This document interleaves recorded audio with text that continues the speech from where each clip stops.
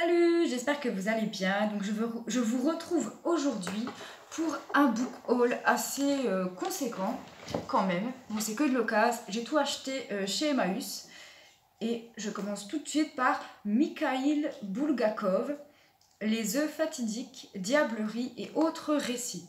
Donc je connais pas du tout. Toute réalité comporte, il est vrai, une bonne dose d'irrationnel à y regarder de plus près. Cependant, tout est une question de degré.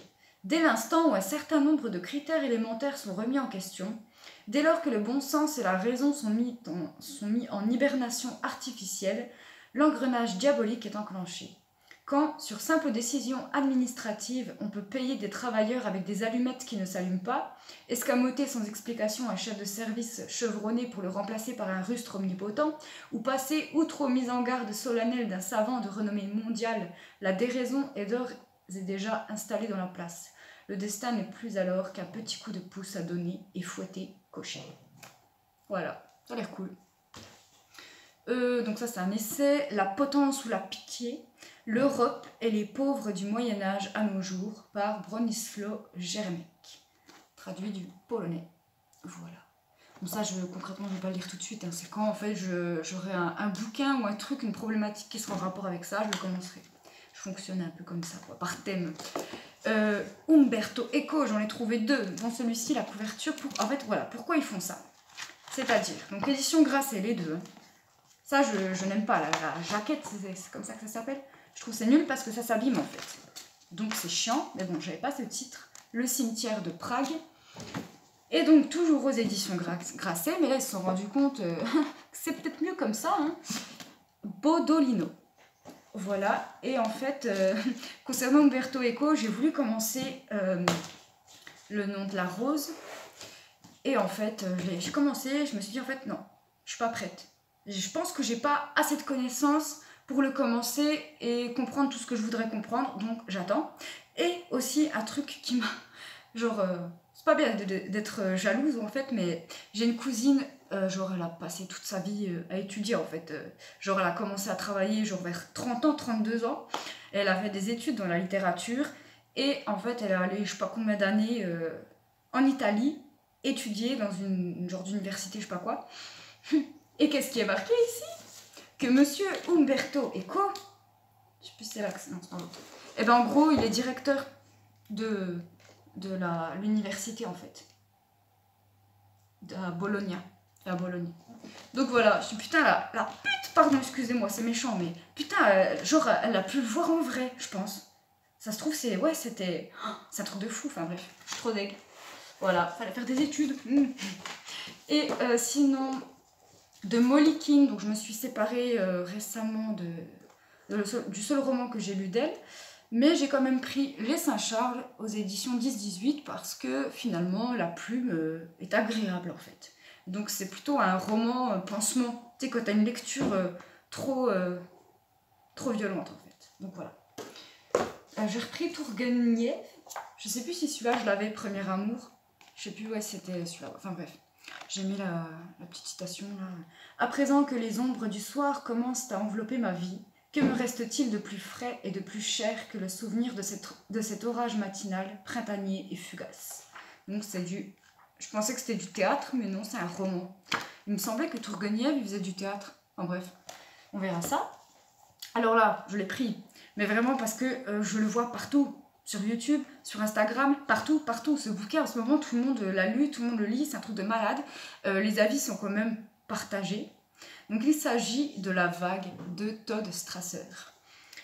Donc pour faire comprendre les mécanismes du nazisme à ses élèves, Ben Ross, professeur d'histoire, crée un mouvement expérimental au slogan fort. La force par la discipline, la force par la communauté, la force par l'action.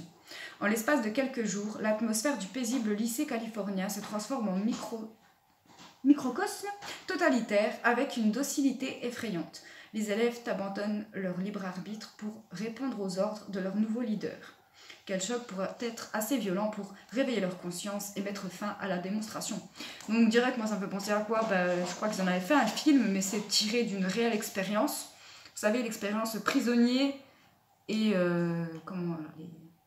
les bâtons, quoi. C'est méchant de dire ça, je sais pas. Bref.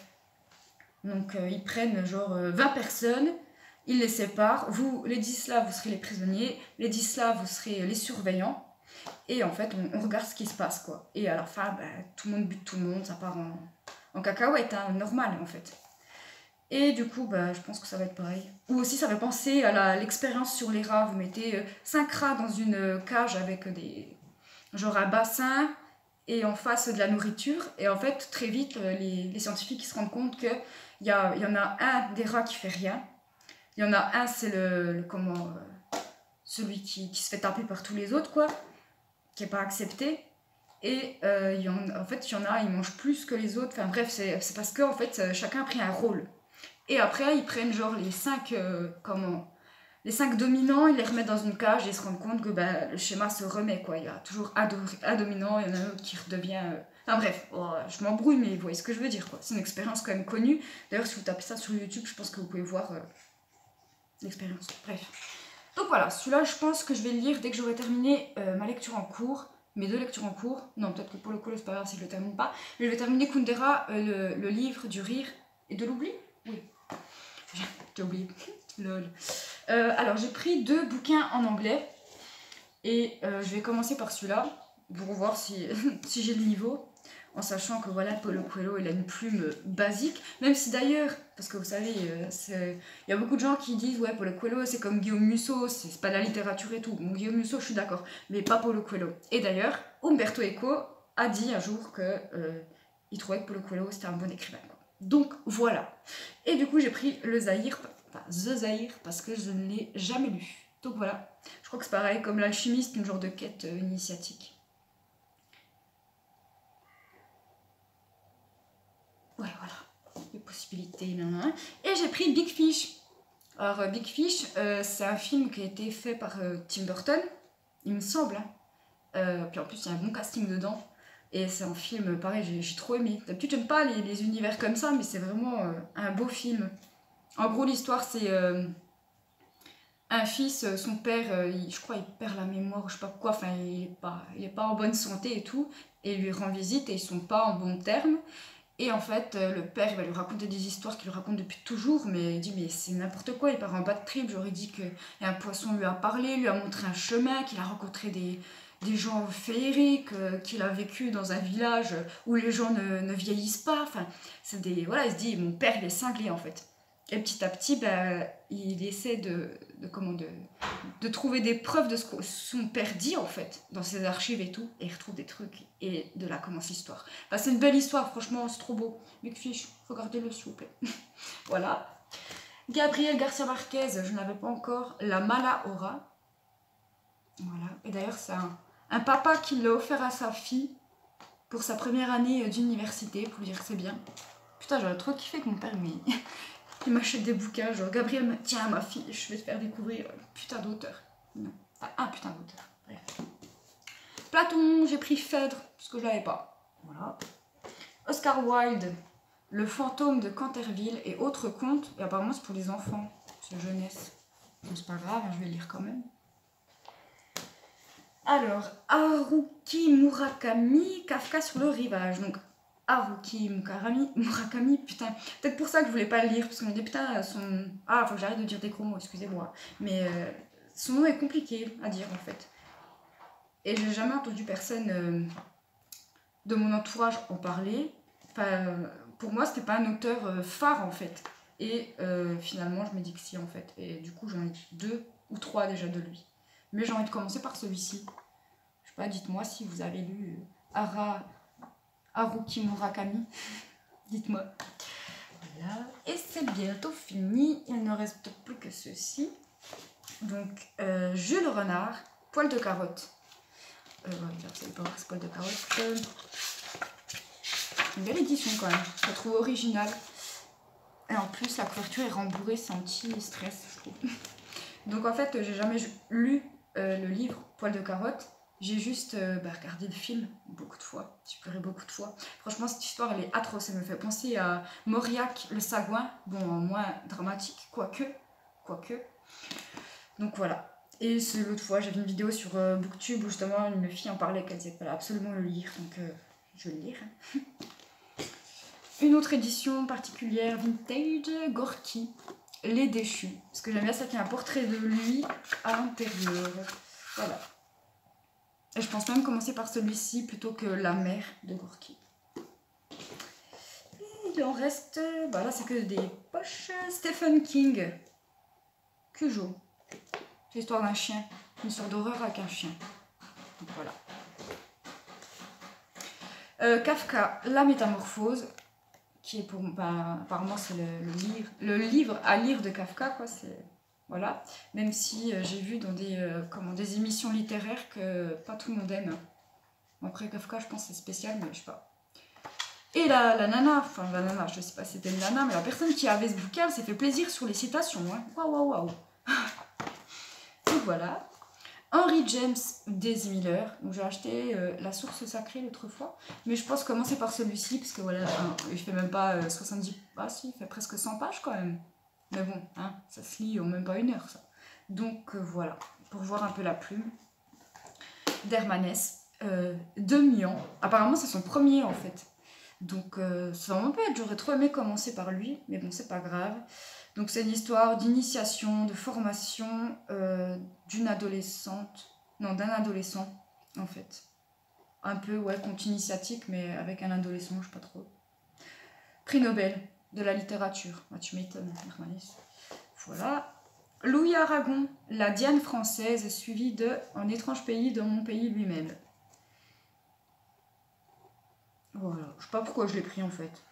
Mais je pense que j'ai commencé Aragon. Aurélien, je crois que j'ai commencé. J'en suis à la page 50. Mais pareil, comme Goethe, Les souffrances du jeune nanin, je l'avais mis de côté.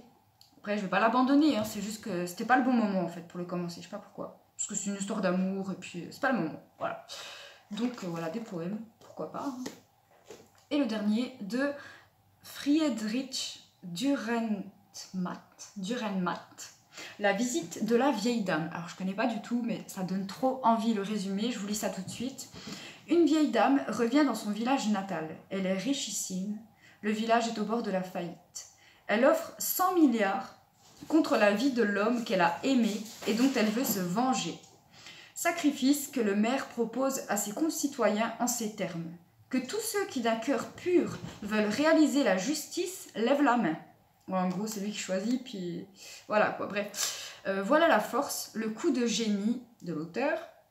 On sait que le miroitement de l'or aveugle et corrompt les plus belles âmes, mais elles exigent encore, ces âmes délicates, de pouvoir se regarder en face. C'est humain, comme on dit de tout ce qui est inhumain. C'est l'horrible vérité qu'on pourrait transposer sur la scène de n'importe quel théâtre de la vie publique ou privée. C'est la vieille dame en visite dans les hideux labyrinthes de la bonne conscience. Oh là là là là. Alors ça, je mets déjà une note sans l'avoir lu, c'est 18. Je suis sûre, je le sens bien. Donc voilà, et je voulais terminer en fait par un truc.